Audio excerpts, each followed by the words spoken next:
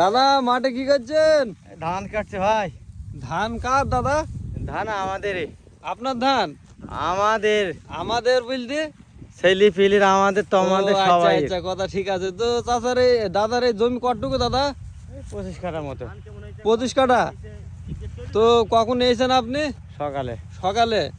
যে মনীষ হতে এসে দেখছি আপনার এই যে ওইদিকে কজন আছে? 8 জন আছে। 4 জন, আমাকে দিয়ে 5 জন। আপনাকে দি 5 জন, তাই তো? তো এই কতক্ষণ লাগতে পারে এই ধান কাটতে? এ আমাদের কাজ 12 একটা দুটো যাই বাজে কেটে থুই বাড়ি। ও, যাই হোক, মানে আপনার কেটি সারা করতে হবে আজকে, তাই তো? আজ কেটে সারা তো কেটে। এটা কি ধান দাদা? এটা 87। 87? 87। ধান তো আল্লাহর রহমতে ভালোই হয়েছে, কিন্তু একটু পড়ি গেছে, এটাই হইলো একটা দেখা যাচ্ছে। পড়ে গেছে, আবহাওয়া আর খারাপ না, আল্লাহ ঝড় মেঘ সব রকম দিয়েছে।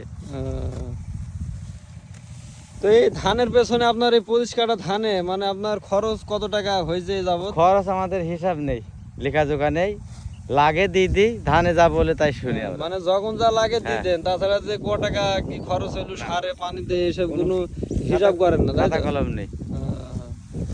তাহলে দাদা শরীর ভালো আছে তো দাদা? হ্যাঁ, আল্লাহর রহমতে খুব ভালো আছে। দাদার তো তাও বয়স তো অনেক হইলো। দাদার বয়স কত হইলো? বয়স 62 63। 62 63। এই বয়সেও দাদা এখনো মাঠে কাজ করছে, খুবই একটা মানে দশমধারের বিষয়। আল্লাহ শরীর আমাদের খুব ভালো রেখেছে।